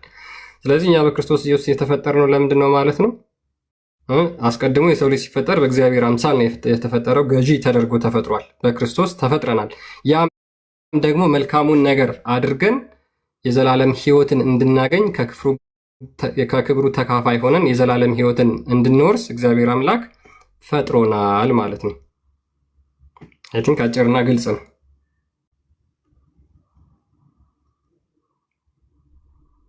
ፎዚ ከዛ ደግሞ ከቻልክ ደግሞ ስለ ስላሴ ብታስረዳኝ ስለ ስላሴ። እሺ ከዚህ በፊት ይህን ጥያቄ አልጠየቅሽም ወይስ? አልጠየቅኩም። እንደውም ትናንትና እስኪ መጽሐፍ ካለ ንገረኝ የማነበው ነገር ካለ ስል እንዳለ ጸጣስ ብላ አስወጣ። እሺ ችግር የለውም። መጽሐፉን ከሆነ የምትፈልጊው ልክልሻለሁ። ችግር የለውም። በደንብ መረዳት እንድችይ። እሺ እኛ እግዚአብሔር አምላክ አንድ መለኮት በሶስት አካል የተገለጠ እንደሆነ እናምናለን። መጽሐፍ ቅዱስ በተለያየ ቦታ ላይ ማለት ነው እግዚአብሔር ራሱን የገለጠበት ቦታዎች አሉ። ለምሳሌ ክርስቶስ ኢየሱስ በማቴዎስ ወንጌል ምዕራፍ 28 ቁጥር 19 አካባቢ ማለት ነው ሂዱና አሕዛብን ሁሉ በአብ በወልድ በመንፈስ ቅዱስ ስም እያጠመቃችኋቸው ደቀ መዛሙርት አድርጓቸው ብሎ ይናገራል። ስለዚህ ሶስት ስሞችን ጠቅሶ አብ፣ ወልድ፣ መንፈስ ቅዱስ ማለት ነው በእነዚህ ስም የኃጢአት ስርየት የንስሐ ጥምቀት የተጠመቁ የዘላለም ሕይወትን እንዲያገኙ ከዛ በኋላ ደቀ መዛሙርት እንዲሆኑ አዟቸዋል። በማስም በአብ በወልድ በመንፈስ ቅዱስ ስም ማለት ነው። እኛ አንድ አምላክ አለ። ያ አምላክ ማን ነው? አብ ወልድ መንፈስ ቅዱስ ብለን እናምናለን። የአንዱ አምላክ ቃል አለው። ቃሉ ወልድ እንለዋለን። እኛ ከአብ የሚገኝ ስለሆነ ቃሉን ማለት ነው ወልድ እንለዋለን። ያ ቃሉ ምንድን ነው? ልክ እንደኛ ከአፋችን የሚወጣ ዝርው ቃል አይደለም። አሁን የኛ ፍጡር ስለሆንን የኛ የሚወጣው ከአፋችን የሚወጣው ቃል ማለት ነው ዝርው የሆነ ቃል ነው። ያ ቃላችን የኛ ፍጡር ስለሆነ ዝሩ ሆኖ ይቀራል። የእግዚአብሔር ቃል ግን ምንድነው? በአካል ያለ እንጂ ፍጡር አይደለም። ወይም ደግሞ ልክ እንደኛ ከአፋችን ወጥቶ የሚቀር በአየር ላይ እንደሚበተነው ቃል የሆነ አይደለም። ይህንን አባቶቻችን እነ ቅዱስ ጎርጎሪዮስ ዘኑስስ፣ ቅዱስ ጎርጎሪዮስ ዘንዚናዙ በደንብ ይናገራሉ። የእግዚአብሔር ቃል አካላዊ ቃል እንደሆነ ማለት ነው። ይሄ አካላዊ ቃሉ ምንድነው? ፈጣሪ ነው ብለን እናምናለን። ቃሉን ወልድ ብለን እናምናለን። ይሄ ቃሉ ፈጣሪ እንደሆነ ዕብራውያን ምዕራፍ 1 እናውጣና አንድ አንብብላት እስኪ።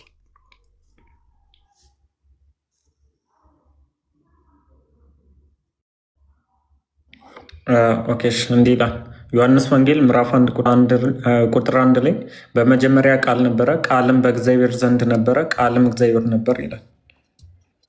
ከዛ ይህ በመጀመሪያ በእግዚአብሔር ዘንድ ነበር፣ ሁሉ በእርሱ ሆነ፣ ከሆነውም አንዳች እንኳን ያለ እርሱ አልሆነም። ሁሉ በማ ሆነ? በእርሱ በቃል ማለት ነው። ይህ በመጀመሪያ በእግዚአብሔር ዘንድ ነበር የተባለው በእግዚአብሔር ዘንድ ነበር የተባለው ቃል ነው እና ሁሉ በእርሱ ሆነ፣ ከሆነውም አንዳች እንኳን ያለ እርሱ አልሆነም ማለት። በእርሱ ሕይወት ነበረች፣ ሕይወትም የሰው ብርሃን ነበረች፣ ብርሃንም በጨለማ ይበራል፣ ጨለማም አላሸንፈውም እያለ ይናገራል። ስለዚህ ምንድነው? ፈጣሪ ነው። ዕብራውያን ምዕራፍ 1 ላይ ማውጣል። ስለዚህ የኛ የእግዚአብሔር አካላዊ ቃል ቅዱስ ዲዮናስዮስ እንደሚናገረው ምን ይላል? ይህ ቃሉ ከፍጡራን የሚቆጠር አይደለም ብሎ ይናገራል። ልጅነቱም ደግሞ ልክ እንደኛ በስጦታ ያገኘው ሳይሆን እሱ ከባህሪው ከአብ የተገኘ ስለሆነ እሱን አክሎ እሱን መስሎ ከአብ የሚወለድ ስለሆነ ማለት ነው። ይህ የአንድ የእግዚአብሔር አብ ቃሉ ተቀዳሚ ተከታይ የሌለው ልጅ ነው ብሎ ይናገራል ቅዱስ ዲዮናስዮስ ማለት ነው። የአብ ቃል በአየር ላይ ዝሩ ሆኖ የሚቀር አይደለም፣ በአካል ያለ ቃል ነው እንጂ ብሎ ቅዱስ ዲዮናስዮስ ይናገራል። ሌሎችም እጅግ በጣም በርካታ አባቶች ማለት ነው። ይሄ አካላዊ ቃሉ ፈጣሪ ነው ብለን እናምናለን። ስለዚህ እግዚአብሔር አብ ቃል አለው ብለን እናምናለን። ቃሉ ፍና ምድርን ያስገኘ እንደሆነ መጽሐፍ ቅዱስ ይነግረናል። እሱን አንብብላትና ከዛ በኋላ መዝሙር 33 ወይም ደግሞ መጽሐፈ ኢዮብ ምዕራፍ 33ን ታነብላታል። ኦኬ ዕብራውያን ምዕራፍ 1 ቁጥር 1 እስከ 2 እንዲህ ይላል። ከጥንት ጀምሮ እግዚአብሔር በብዙ አይነት እና በብዙ ጎዳና ለአባቶች በነቢያት ተናግሯል።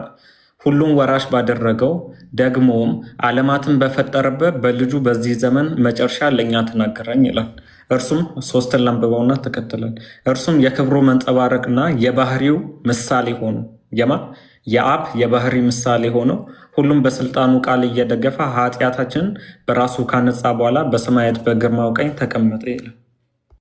ስለዚህ ይህ ቃሉ ማለት ነው ከአብ የተገኘ ወልድ እንለዋለን። እሱም በኋለኛው ዘመን የዘመኑ ፍጻሜ ሲደርስ ገላትያ 4:4 እንደሚናገረው በስጋ ተገለጠ። ይህ ቃሉ ማለት ነው። ይህ ቃሉ መለኮት የሆነው ቃሉ በስጋ ከድንግል ማርያም ስጋና ነፍስን ነስቶ ሰው ሆነ። ይህን ቃሉን ነው ወልድ ምንለው። ቅድም በአብ በወልድ በመንፈስ ቅዱስ የሚለው ወልድ የሚለው ይህ ቃሉ ነው ማለት ነው። ቃሉን ነው። እግዚአብሔር አምላክ ደግሞ እኛ ምን አለው ብለን እናምናለን? ሕይወት አለው። እግዚአብሔር ሕያው ነው። ሕያውነቱ ደግሞ ከማን የተነሳ ነው ብለን ምናምን ከሆነ ከመንፈስ ቅዱስ ሕይወት የሆነው ወይም ደግሞ ሕያውነቱ ከመንፈስ ቅዱስ የተነሳ ነው። ስለዚህ ያ ቃሉ ሕያው ነው የምንለው ከመንፈስ ቅዱስ የተነሳ ነው ማለት ነው። ስለዚህ ሕይወት አለው ስንል መንፈስ አለው እያልን ያ መንፈሱ ሕያውነቱ ስለዚህ ፈጠረኝ። የማን መንፈስ? የእግዚአብሔር መንፈስ ፈጠረኝ። ሁሉን የሚችል የአምላክ እስትንፋስ ሕይወትን ሰጠኝ ይላል። እስትንፋስ የሚለው መንፈስ ቅዱስን ነው። ፈጠረኝ የሚለው መንፈስ ቅዱስ ነው ማለት ነው። ይሄንን እኛ አብ ወልድ መንፈስ ቅዱስ ብለን አንድ መለኮት በሶስት አካላት ላይ ኢኳሊ ወይም ደግሞ በሶስት አካላት ላይ ጸንቶ የሚኖር አንድ መለኮት እንዳለ እናምናለን። ሶስቱን አካላት የሚያገናዝብ በተገናዝቦ አንድ የሆነ አምላክ፣ በባህሪ አንድ የሆነ አምላክ፣ በአካል ሶስት የሆነ፣ በስልጣን በአገዛዝ በፍቃድ በእነዚህ ሁሉ አንድ የሆነ አምላክ እናመልካለን ማለት ነው። ይሄ ነው ስላሴኛ። ሜቢ ቢኒ የምትጨምርላት አለ እዚህ ላይ ቢኒ ካለ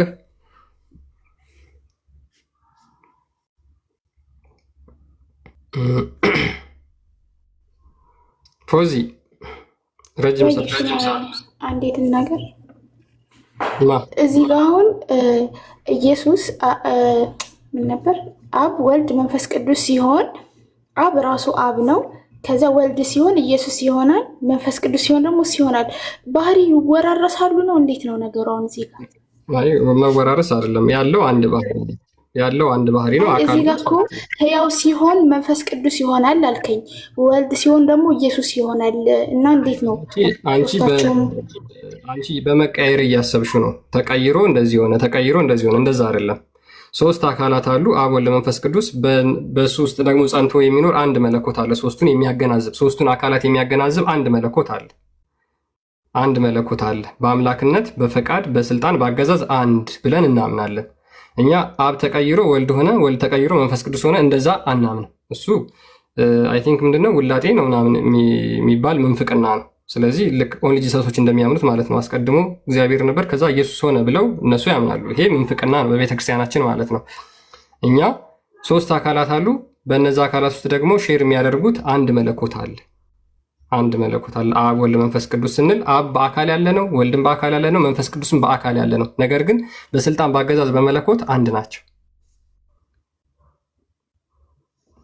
እሺ። እና ደግሞ ኢየሱስ ሊሰቀል ሲል እኔ ያልኩት ሳይሆን አንተ ያልከው ይሁን ይላል እና እዚህ ጋር በውሳኔ ተለያይተዋል ወይስ እንዴት ነው?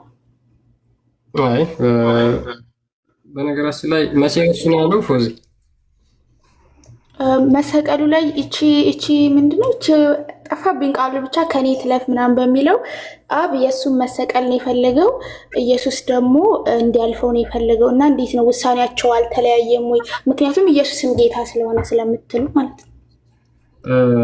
አንቺ ግን እሱን እንደተናገረ ክርስቶስ ታምኛለሽ? እኔ ምን አገባኝ? እኔ ማምነው እየጠየቅኩ ነው እንጂ ነው ወይስ አላለም? ተሳስቼ ከሆነ ሊሆን ይችላል፣ አላውቅም። ችግር የለውም። አክቹዋሊ ያው ብሏል፣ ግን እሱን ታምኛለሽ ወይ ነው ጥያቄው። ያ ክርስቶስ ኢየሱስ ወደ መስቀል ከመውጣቱ በፊት እንደዛ ብሎ ተናግሯል። ያ ማለት ግን በፍቃድ ይለያያሉ ወይ? በፍጹም አይለያዩ። ምክንያቱም ክርስቶስ ኢየሱስ ራሱ ምን ብሎ ተናግሯል? እኔና አብ አንድ ነን ብሎ ተናግሯል። አስቀድሞ ክርስቶስም የመጣው ለምንድን ነው የሚለውን ራሱ ነግሮናል እኮ የማቴዎስ ወንጌል ምዕራፍ 20 ከቁጥር 28 ጀምሮ ምን ብሎ ተናግሯል? የሰው ልጅ ነፍሱን ለብዙዎች ቤዛ ሊሰጥና ሊያገለግል እንጂ እንዲያገለግሉት አልመጣም ብሎ ተናግሯል። ስለዚህ አስቀድሞ ምንድን ነው ራሱ ነፍሱን ለብዙዎች ቤዛ እንዲሰጥ መምጣቱን ተናግሯል። ይህ ደግሞ የማን ፈቃድ ነው? የአብም ፈቃድ ነው፣ የወልድም ፈቃድ ነው፣ የመንፈስ ቅዱስ ፈቃድ ነው። የአንዱ ፈቃድ ብቻ አይደለም። ስለዚህ በፈቃድ ይለያያሉ ወይ? አይለያዩ። በፈቃድ አይለያዩም። ክርስቶስ ስለዚህ ያንን ለምን ተናገረ? ክርስቶስ ያንን ለምን ተናገረ ካልሽ፣ አንደኛ ክርስቶስ ኢየሱስ ክርስቶስ ከሱ እንድንማር ራሱ ነግሮናል። አይ ቲንክ የማቴዎስ ወንጌል ምዕራፍ 10 ነው። እኔ ቁጥር አልይዝም። ለምሳሌ እናንተ መምህርና ጌታ ትሉኛላችሁ እንዲሁ ነኝና ብሎ ተናግሯል። እሱ መምህራችን ነው። እያንዳንዱን ነገር እኛ ክርስቶስ ኢየሱስ ያስተማረንን እሱ ያደረገልንን ነገር አይተን እሱ ያስተማረውን መንገድ ተከትለን ልክ እሱ የተናገራቸውን ነገሮች እሱ የኖረውን ህይወት ማለትም ከእሱ እንድንማር ለእኛ አርአያ ለእኛ ምሳሌ ሊሆነን እንደመጣ ተናግሯል። ማቴዎስ 11:28 ላይ ቲንክ አንብብላት። ኦኬ ዮሐንስ ወንጌል ምዕራፍ 13 ቁጥር 13 ያላችሁ እንዲሁ ነኝና መልካም ትላላችሁ። እንግዲህ እኔ ጌታና መምህር ስሆን እግራችሁን ካጠብሁ እናንተ ደግሞ እርስ በራሳችሁ እግራችሁን ትታጠቡ ዘንድ ይገባችኋልና ብሎ ይናገራል። ስለዚህ ክርስቶስ አንድም ይህንን የተናገረው ለምንድን ነው? ለአብነት ለትምህርት እኛ ከእሱ እንድንማር ያንን ለእኛ አብነት ለመሆን ያንን ነገር ተናግሮታል ብለን እናምናለን። ሌላው ምንድነው? ሁለተኛ ክርስቶስ እኛ ፍጹም ሰው ፍጹም አምላክ ነው ብለን እናምናለን። ስለዚህ እሱ የሰውን ባህሪ እንደተዋሃደ የሰውን ስጋ እንደተዋሃደ ለመግለጽ እንደዛም ብሎ እንደተናገረ እናምናለን። እሺ አንድ ደግሞ የመጨረሻ ጥያቄ፣ ይቅርታ ግን ካበዛውኝ፣ እግዚአብሔር ኢየሱስ በሰማይ ካለው ከእግዚአብሔር ጋር በቀኝ በኩል ነው ይላል። ይሄስ ሁለት አያደርጋቸውም? ኮኛ እኮ በአካል ሁለት ነው። ኦኬ እሺ። እዚህ ጋር ደግሞ አብ ምንድን ነው ማለት መንፈስ ቅዱስ መንፈስ ነው፣ ወልድም ወልድ ነው። አብ ምንድን ነው?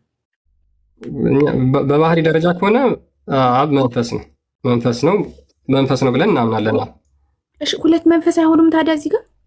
አይ እኮ ምንን እየገለጽሽ ነው? መንፈስ እስቲ ምን እየገለጽሽ ነው እኮ? አሁን አብ ወልድ መንፈስ ቅዱስ ሲባል አንዴ አዳምጠኝና፣ እኔ እኮ ሙስሊም ነኝ። እንደ ሙስሊም አድርገህ ተረዳ። ስለ አካል ነው እያወራሽ ያለሽው? ስለ ባህሪ ነው እያወራሽ ያለሽው? እዚህ ጋር ስለ አካልም ስለ ባህሪም ለምን ብትለኝ፣ አብ ነው። አንዴ አብ ነው፣ ከመጀመሪያውም አብ ነው። ወልድ ግን ፍጹም ሰውና ፍጹም ጌታ ነው አይደል? ባህሪንም አካልንም ጨፍልቀሽ ማውራት አትችይም። ጨፍልቄ እኮ እያወራሁኝ አይደለም። ስለሁለቱም እያወራሽ ስላልሽው ነው ማለት ነው። ሁለቱንም ወይ አንዴ ሀሳቤን ልግለጽልህና ስተት ከሆነ ትነግረኛለህ። አንዴ እሺ፣ አብ ወልድ መንፈስ እንዳልከው አብ ከድሮም አብ ነው ማለት መንፈስ ነው አልተገለጠም ምናምን እንዳልከው ማለት ነው። ወልድ ደግሞ በፍጹም ሰውነትና በፍጹም ጌታነት መካከል ሆኖ ነው የመጣው። ከዛ መንፈስ ቅዱስ ደግሞ ራሱ መንፈስ ቅዱስ አለ። ከዛ አሁን አብ መንፈስ ከሆነ አሁን መንፈስም ከዛ ወልድ ከዛ መንፈስ አይሆንም እኮ። መንፈስ ስትይ ምን እያልሽ ነው? አሁን መንፈስ እኛ ብለን የምናምነው አሁን አብ ወልድ መንፈስ ቅዱስ አንድ መለኮት፣ በሶስቱም አካላት ውስጥ የሚኖር አንድ መለኮት አለ። እነዚህ በሶስቱም አካላት ውስጥ የሚኖረው አንድ መለኮት እኛ መንፈስ ስንል የማይታይ ረቂቅ የሆነ በሁሉ ቦታ የሞላ ብለን እናምናለን። ስለዚህ እግዚአብሔር መንፈስ ነው ስንል ያንን ነው የምንገልጸው። የዮሐንስ ወንጌል ምዕራፍ 4 ከቁጥር 21 ላይ እግዚአብሔር መንፈስ ነው ብሎ ይናገራል። የሚመለከውን በመንፈስ እንደሆነ ይናገራል። አንቺ አሁን እዚህ ጋር ምኑ ነው ጥያቄ የሆነብሽ ነው? ጥያቄ የሆነብኝ እሺ፣ ወይ አሁን ስለ አብ ባህሪ፣ ስለ ወልድ ወይ ስለ መንፈስ ቅዱስ ስለ ሶስቱ ባህሪ ነገረኝና፣ የተለያየ ባህሪ ደግሞ የላቸውም አይደል? አንድ ባህሪ ነው ያላቸው። የሶስቱም የመጀመሪያ ስም እግዚአብሔር ነው። ያ እግዚአብሔርነት ደግሞ ምንድነው? አንብብላት እሱን። ኦኬ መጀመሪያ መንፈስ የሚለው መረዳት አለብሽ ፎዝ። መንፈስ የሚለው ረቂቅ፣ የማይታይ፣ የማይዳሰስ ረቂቅ የሆነ አካል ማለት ነው እና እግዚአብሔር መንፈስ ነው።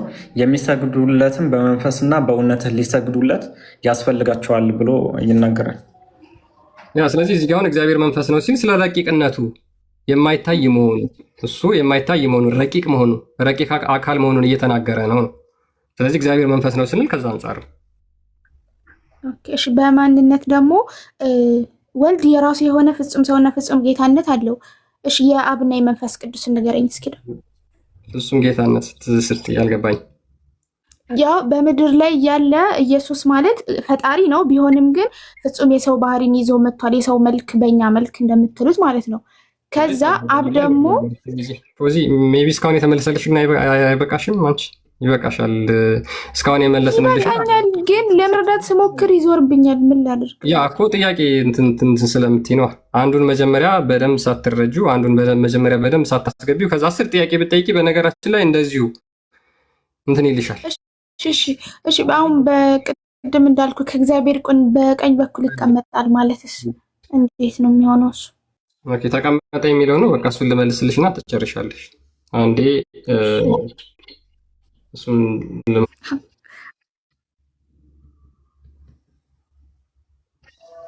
ብዙ ቦታ አለ። ማርቆስ ወንጌል ምዕራፍ 16 ቁጥር 19 ላይ አለ። በነገራችን ላይ ተቀምጦ ቆሞም የሚል አለ። በሐዋርያት ሥራ ምዕራፍ 7 ቁጥር 56 ላይ እስጢፋኖስ ማለት ነው ክርስቶስን የእግዚአብሔር ልጅ በእግዚአብሔር ቀኝ ቆሞ ያለው ብሎ ተናግሯል። ስለዚህ አሁን እዚህ ጋር በሌሎች የመጽሐፍ ቅዱስ ክፍሎች ላይ ለምሳሌ ኢየሱስ ክርስቶስ ወደ ሰማይ ካረገ በኋላ በአብ ቀኝ ተቀምጧል ብሎ ይናገራል። ያ ዕብራውያን 1:3 ላይም አለ፣ ማርቆስ ወንጌል ላይም አለ። ይሄ የሚገልጠው ምንድን ነው የሚለው መቀመጥ የሚለው የስራውን ፍጻሜ ክርስቶስ ኢየሱስ በምድር ላይ ያደረገውን በሙሉ ያንን ስራ ፈጽሞ መጨረሱን ወይም ደግሞ የንግስናውን ስልጣንም የሚያመለክት ነው። መቀመጥ የሚለው ምንድነው? ተቀመጠ ማለት ነው። ያኒ በአካል አልተቀመጠም ማለት ነው። ይህ መቀመጥ እናንተ አሁን አላህን አካል አድርጋችሁ ስለምትስሉት እኮ ነው። እናንተ አሁን አላህ እጅ እግር ምናምን አድርጋችሁ ስትስሉት ኢየሱስም እኮ ሰው ስለነበረ ነው። እዚህ ጋር ወደ ሌላ ሳትሄድ ኢየሱስ እኮ ሰው ነበረ። እዚህ ጋር እኮ ስለዚህ መቀመጥ የሚለው መለስኩልሽ እኮ። መቀመጥ የሚለው የስራውን መፈጸሙን እንዲሁም የንግስናውን ስልጣን የሚያሳይ ነው። እሱ ከአብ ጋራ በስልጣን አንድ እንደሆነ ለማመልከት የገባ ቃል ነው። ይሄው በቃ መለስኩልሽ። አይ ቲንክ ይበቃሻል ይመስለኛል። እሺ አመሰግናለሁ። ያ ችግር የለውም። እና አይ ቲንክ ሰዓት ሄደ። ያ ሜቢ ግን የዛሬውን ቶፒካችንን በደንብ አድምጣችሁት ከሆነ እኛ ሙሐመድ ሐሰተኛ ነብይ ነው ብለን እናምናለን እንደ ክርስትና። ምክንያቱም የክርስቶስ ኢየሱስን በስጋ መምጣት ስለሚክድ ስላልተቀበለ፣ የክርስቶስ ኢየሱስን ስቅለት ስላልተቀበለ። በነገራችን ላይ ክርስቶስ መጽሐፍ ቅዱስ በነቢያትና በሐዋርያት ላይ ታንጻቸዋል፣ የማዕዘኑም ራስ ክርስቶስ ነው ብሎ መጽሐፍ ቅዱስ ይናገራል። በነቢያት በሐዋርያት ላይ ታንጸናል። አስቀድሞ ነቢያቶች ክርስቶስ እንደሚሰቀል እንደሚመጣ ተናግረዋል፣ እንደሚወለድ ተናግረዋል፣ የእግዚአብሔር ልጅ እንደሚገለጥ ተናግረዋል። ለምሳሌ ኢሳይያስ ግልጽ በሆነ መልኩ ክርስቶስ መጥቶ እንደሚሰቀል ኢሳይያስ 53ን ብታነቡት፣ ዳዊት በመዝሙሩ ክርስቶስ መጥቶ እንደሚሰቀል መዝሙር 22 ላይ ብታነቡት ተናግሯል። ይሄንን ያ ትንቢት የተነገረውን ለመፈጸም ደግሞ ጊዜው ሲደርስ ከድንግል ማርያም ተወልዶ ያንን ትንቢቶች በሙሉ ፈጽሟቸዋል። እሱም ደግሞ ተናግሯል። በሉቃስ ወንጌል አይ ቲንክ ምዕራፍ 24 ላይ ማለት ነው በሕግ የተጻፈውን በመዝሙራት የተጻፈውን እንዲሁም በነቢያት የተጻፈውን መጽሐፍ ስለ እሱ እንደነበረ በሙሉ ተርጉሞላቸዋል።